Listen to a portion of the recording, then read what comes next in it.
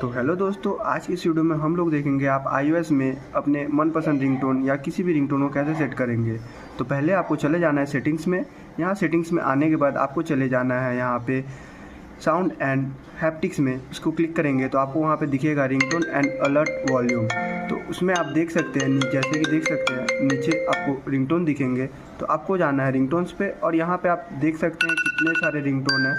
तो आप अपने मनपसंद रिंगटोन को अपने हिसाब से सेट कर सकते हैं।